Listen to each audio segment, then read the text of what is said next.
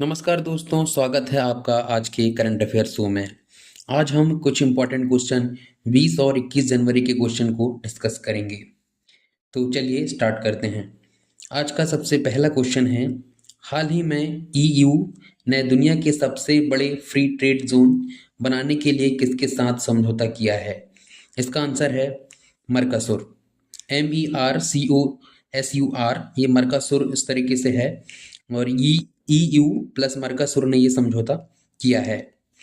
Paraguay की राजधानी में एसोसिएशन में यह एग्रीमेंट साइन हुआ। यह विश्व का सबसे बड़ा ट्रेड जोन है। इसका उद्देश्य चरणबद्ध तरीके से टैरिफ को कम करना है।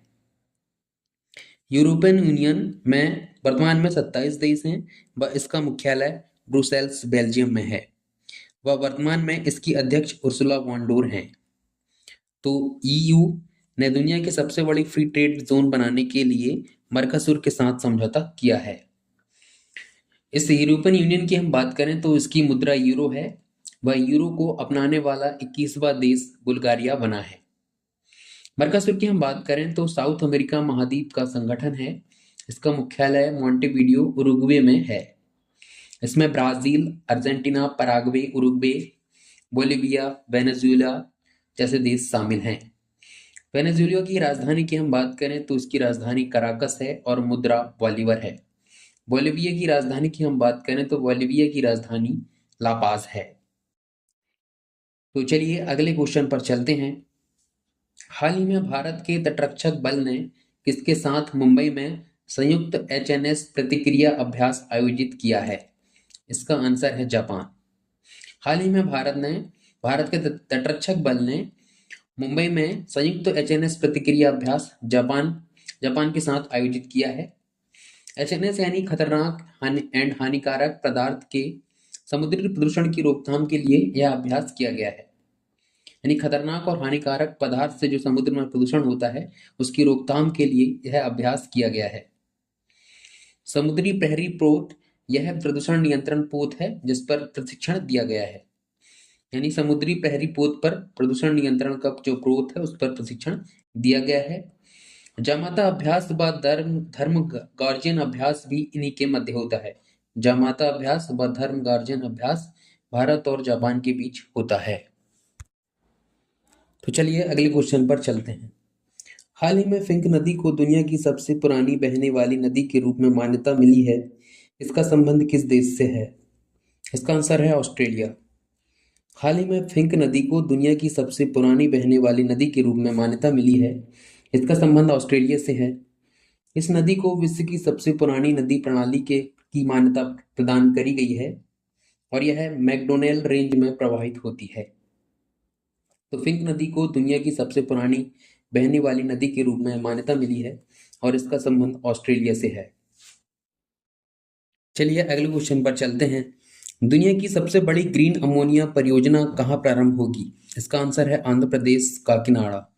दुनिया की सबसे बड़ी ग्रीन अमोनिया परियोजना आंध्र प्रदेश काकीनाडा में प्रारंभ होगी और इसकी क्षमता 1.5 MTPA होगी, यानी 1.5 मीट्रिक टन पर एनम होगी। चलिए अगले क्वेश्चन पर चलते हैं। हाल ही में केंद्रीय गृह मंत्री अमित शाह ने पहली राज्य वित्त पोषित BSL-4 कंटेनमेंट सुविधा और प्रयोगशाला की आधारशिला कहाँ रखी है? इसका आंसर है गांधीनगर, गुजरात में। केंद्रीय गृह मंत्री अमित शाह ने पहली राज्य वित्त पोषित BSL-4 कंटेनमेंट की सुविधा और प्रयोगशाला की आधारशिला गांधीनगर, गुजरात में रखी है। BSL-4 को भारत का स्वास्थ्य कवच कहा गया। BSL यानी बायो सेफ्टी लेवल। इसका उद्देश्य ऐसे खतरनाक जानलेवा रोगकारक पैथोजन पर सुरक्षित रिसर्च करना है। तो हाल ही में गृह मंत्री ने पहली राज्य वित्त पोषित BSL-4 कंटेनमेंट की सुविधा और प्रयोगशाला की आधारशिला गांधीनगर, गुजरात में रखी है। चलिए अगले क्वेश्चन पर चलते हैं। हाल ही में वैज्ञानिकों ने 300 से 400 वर्ष पुराना माना जाने वाला एक विशाल ब्लैक कोरल खोजा। यह कोरल कहाँ खोजा गया? इसका आंसर है न्यूजीलैंड के फ्योर्डलैंड जल में। तो वैज्ञानिकों ने 300 से 400 साल पुराना माना जाने वाला एक विशाल ब्लैक कोरल खोजा है और यह कोरल न्यूजीलैंड के फ्योर्डलैंड में जल में है। विशाल ब्लैक कोरल न्यूजीलैंड के फ्योर्डलैंड के गहरे पानी में खोजा गया। अनुमान है कि यह लगभग 300 से 400 वर्ष पुराना है, जो इसे सबसे पुराने ज्ञात कोरल में से एक बनाता है। तो चलिए अगले क्वेश्चन पर चलते हैं। ओलंपिक पदक विजेता विजेंदर सिंह को जनवरी 2026 में किस निकाय के सदस्य के रूप में नियुक्त किया गया है? इसका आंसर है एशियाई मुक्केबाजी परिषद। तो ओलंपिक पदक विजेता विजेंदर सिंह को जनवरी 2026 में एशियाई मुक्केबाजी परिषद के सदस्य के रूप में नियुक्त किया गया था। विजेंदर सिंह भारत के पहले ओलंपिक मुक्केबाजी पदक विजेता हैं, जिन्होंने 2008 में बीजिंग ओलंपिक में कांस्य पदक जीता था। एशियाई मुक्केबाजी परिषद विश्व मुक्केबाजी परिषद के तत्वाधान में कार्य करती है। तो चलिए अगले क्वेश्चन पर चलते हैं।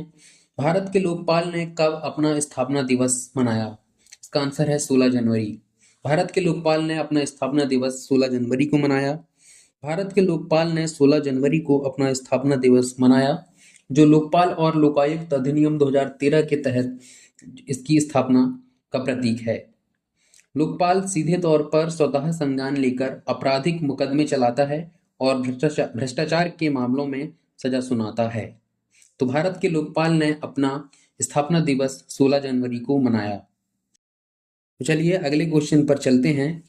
तमिलनाडु ने चयनित भारतीय भाषाओं में सर्वश्रेष्ठ साहित्यिक कार्यों के लिए समोची इलक्किय विरुधु शास्त्रीय भाषा साहित्य पुरस्कार की घोषणा की है, तो इसमें कौन सी भाषा इस पुरस्कार के पहले चरण में शामिल नहीं है? इसका आंसर है हिंदी। तमिलनाडु ने भारतीय भाषाओं में सर्वश्रेष्ठ साहित्यिक कार्यों के लिए समोची इलक्किय विरुधु शास्त्रीय भाषा साहित्य पुरस्कार की घोषणा की है, जिसमें इसके पहले चरण में हिंदी शामिल नहीं है। तमिलनाडु के मुख्यमंत्री M.K. स्टालिन ने गैर हिंदी भारतीय भाषाओं के लिए एक नए राज्य स्तरीय साहित्यिक पुरस्कार समूची इलक्किय विरुधु की घोषणा की।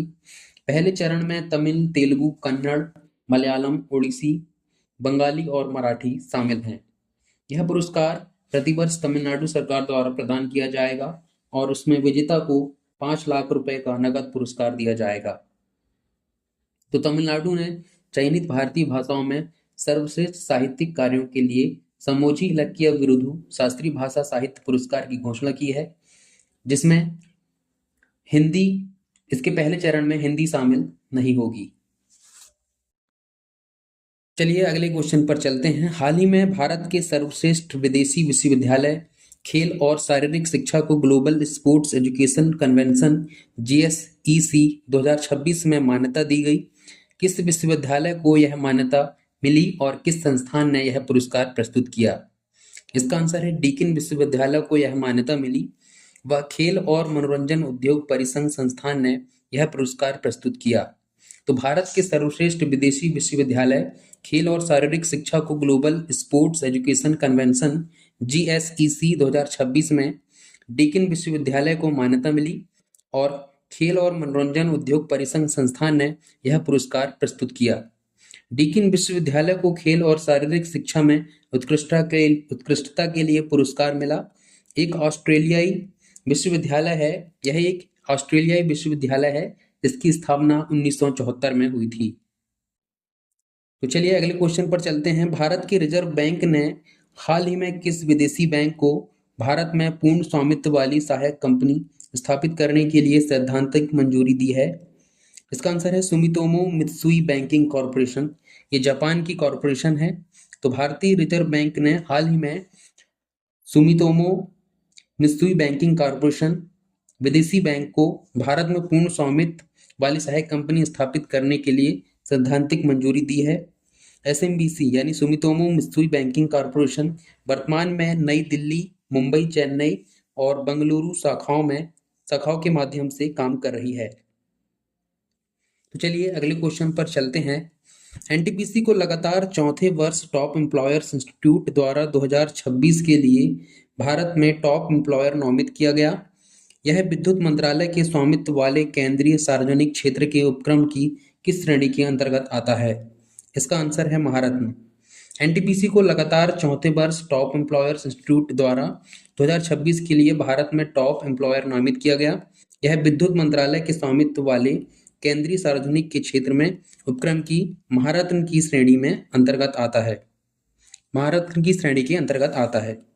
एनटीपीसी लिमिटेड की स्थापना 7 नवंबर 1975 को हुई और इसके अध्यक्ष व प्रबंध निदेशक गुरदीप सिंह हैं। इसके अध्यक्ष व प्रबंध निदेशक गुरदीप सिंह हैं और इसकी स्थापना 7 नवंबर 1975 को हुई थी।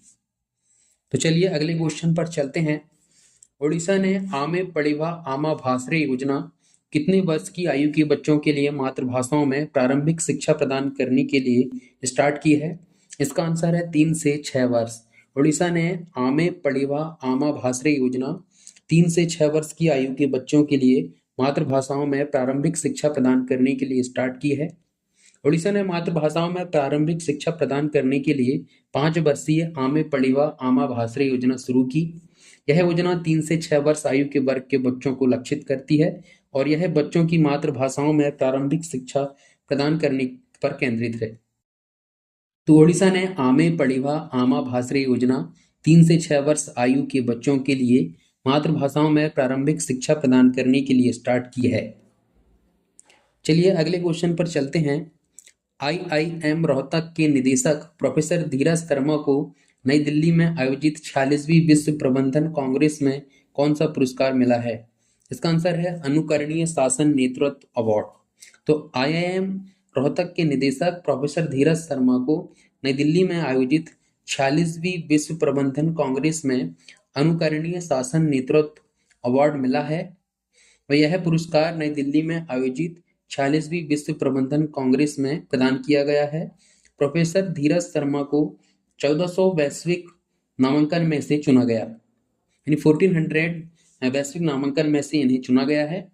और IIM रोहतक के निदेशक ये प्रोफेसर धीरज शर्मा हैं जिन्हें अनुकरणीय शासन नेतृत्व अवार्ड मिला है। चलिए अगले क्वेश्चन पर चलते हैं।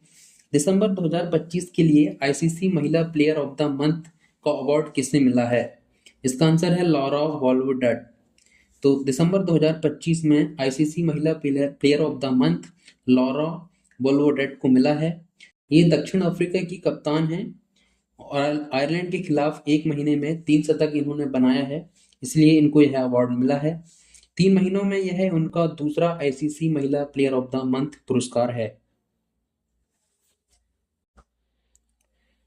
तो ICC महिला प्लेयर ऑफ द मंथ दिसंबर महीने की लॉरा वॉल्वट बन गई हैं।